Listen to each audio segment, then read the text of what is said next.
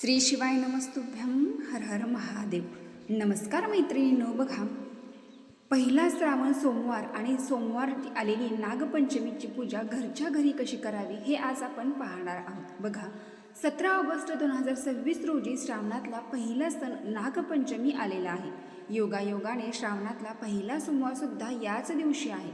त्यामुळे या दिवसाचे महत्त्व खूप वाढलेले आहे. नागपंचमी आणि पहिला श्रावणी सोमवार म्हणजे दुधामध्ये साखर असा योग आपण म्हणू शकतो. तर श्रावणी सोमवारची पूजा कशी करावी हे सुरुवातीला सांगते. त्यासाठी तुमच्या घरी जर शिवलिंग असेल तर सर्वप्रथम आपल्याला शिवलिंगाला स्नान घालून घ्यायचं आहे. शिवलिंगाचा अभिषेक करायचा आहे. तर शिवलिंग असेल तर मग अशा पद्धतीने सर्वप्रथम पाण्याने अभिषेक करा. नंतर दुधाने किंवा पंचामृताने अभिषेक करा. आणि दूध किंवा पंचामृत घेताना तुम्ही ते एखाद्या स्टीलच्या भांड्यात घेतलं तर बरं होईल. म्हणजे जरी पूजा करायला किंवा पूजेचे साहित्य जमवाजवून करता करता तुम्हाला जरी उशीर झाला तरी पण ते दूध किंवा पंचामृत खराब होणार नाही. जर तुम्ही तांब्याच्या भांड्यामध्ये पंचामृत किंवा दूध ठेवले तर मग ते मात्र खराब होते. त्याचं विषारी पदार्थ बनतात. त्यामुळे यासाठी स्टीलच्या भांड्याचा वापर करावा. पाण्यासाठी मात्र तुम्ही तांब्या घेतला तरी सुद्धा चालेल. तर सर्वप्रथम पाण्याने, त्यानंतर दुधाने अभिषेक केला. नंतर चंदनाचे पाणी तयार केलं, म्हणजे चंदन पावडर घेतली, त्यामध्ये पाणी मिक्स केलं आणि त्याचा एक अभिषेक केला. नंतर पुन्हा पाण्याने स्नान घातलं आणि त्यानंतर शिवलिंग जे आहे ते स्वच्छ कपड्याने कोरडं करून घेतलेलं आहे. ज्यांच्याकडे शिवलिंग नसेल तर त्यांनी मंदिरात जाऊन पूजा केली तरी सुद्धा चालेल. किंवा मग घरच्या घरी तुम्ही मातीचं म्हणजे पार्थिव शिवलिंग तयार करू शकता. मातीचे बनवणे शक्य नसेल तर तुम्ही गव्हाच्या पिठाचं सुद्धा शिवलिंग घरच्या घरी बनवून त्याची पूजा करू शकता. शिवलिंग म्हणजे एकटे महादेव नसून त्यांचा पूर्ण परिवार समजला जातो. त्यामुळे फक्त शिवलिंगाची पूजा केली तर पण पुरेसे आहे. आणि तसंही आपल्या प्रत्येकाच्या देवघरामध्ये अन्नपूर्णा देवीची पूजा असते. तर ज्यांच्याकडे अन्नपूर्णा देवीची मूर्ती असेल तर त्यांनी सुद्धा भक्तिभावाने अन्नपूर्णा देवीची पूजा या दिवशी करा. तर अन्नपूर्णा देवीवर हळदी कुंकवाचा पाण्याचा अभिषेक करून घेतलेला आहे. त्यानंतर पुन्हा पाण्याने स्नान घालून देवीची मूर्ती स्वच्छ कपड्याने कोरडी करून स्थानावर ठेवली. आता आपण शिवलिंगाला गंध लावून घेऊया. तर शिवलिंगाला एकतर तुम्ही अष्टगंध, चंदन किंवा मग भस्म लावू शकता. देवी अन्नपूर्णेला मात्र आपण हळदी कुंकू लावू शकतो. तर नेहमीप्रमाणे देवीला मळवट भरून घ्यायचा आहे. कोणतीही पूजा असो, आपण पहिली सुरुवात करतो गणपती बाप्पाच्या पूजेपासून. गणपती बाप्पांना गंध वगैरे लावून त्यांची पूजा करून घेतली. त्यानंतर आता आपण शिवलिंग स्थापन करून त्या आपल्याला एक आसन ठेवायचं आहे. तुम्ही पिवळ्या रंगाचं, पांढऱ्या रंगाचं किंवा नसेल तर नेहमीप्रमाणे लाल रंगाचं आसन ठेवलं तरी सुद्धा चालेल. या आसनावर आपल्याला शिवलिंग स्थापन करून घ्यायचं आहे. जर तुम्ही मातीचे किंवा पिठाचे शिवलिंग तयार करणार असाल तर त्यासाठी परातीचा वापर करा. म्हणजे ते जे शिवलिंग आहे ते तुम्ही परातीमध्ये स्थापन करा आणि नंतर त्याची पूजा करा. जेणेकरून त्यांच्यावर अभिषेक करणं किंवा त्याची पूजा करणं तुम्हाला सोपं जाईल.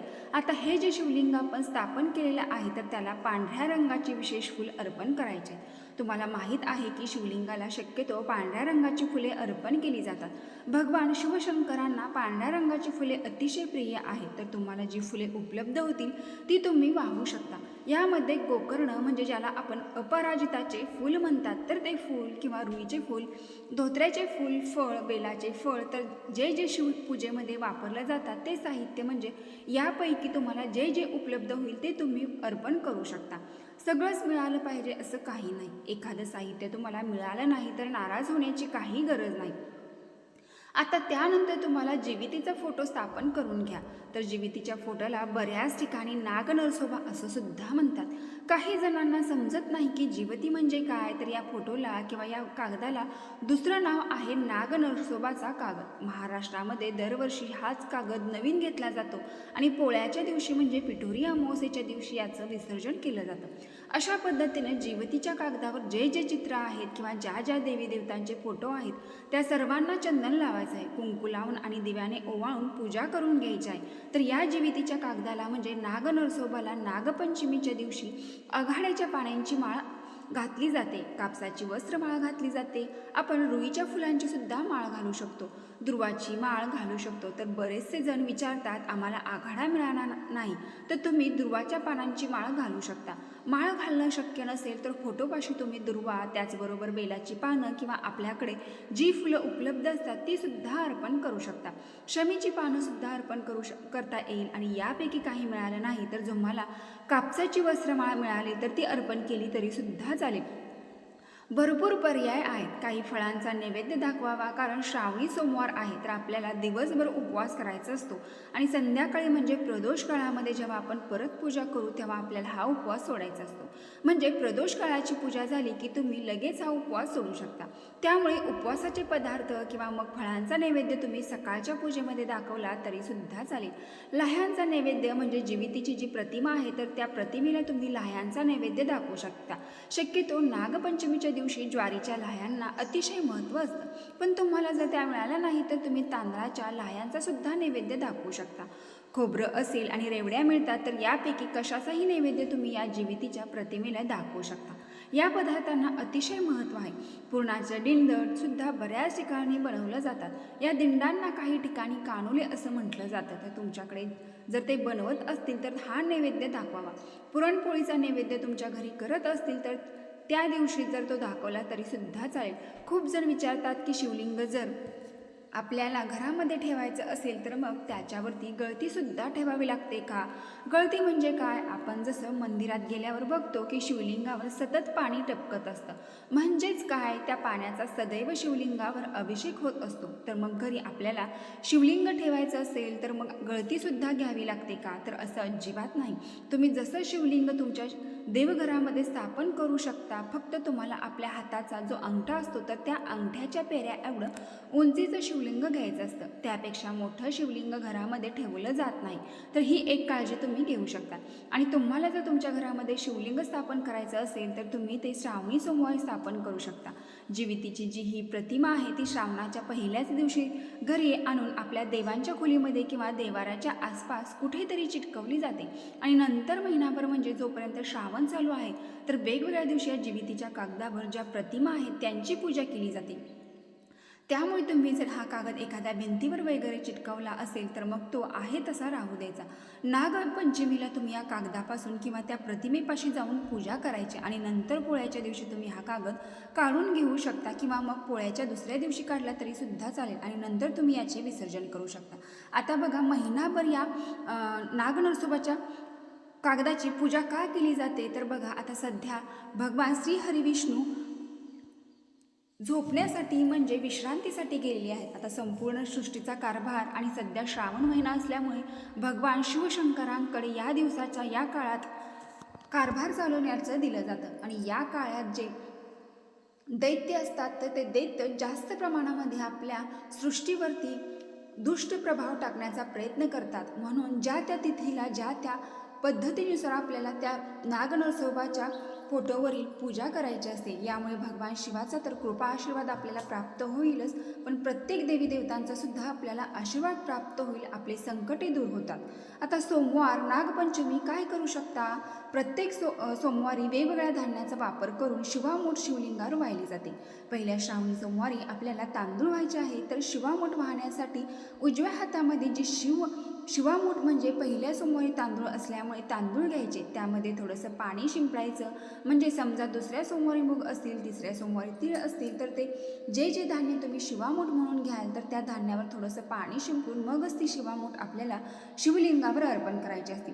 डायरेक्ट कोरडे धान्य शिवलिंगावर वाहिले जात नाही. म्हणजे शिवामूठ तरी धान्य डायरेक्ट कोरडं आपल्याला व्हायचं नसतं.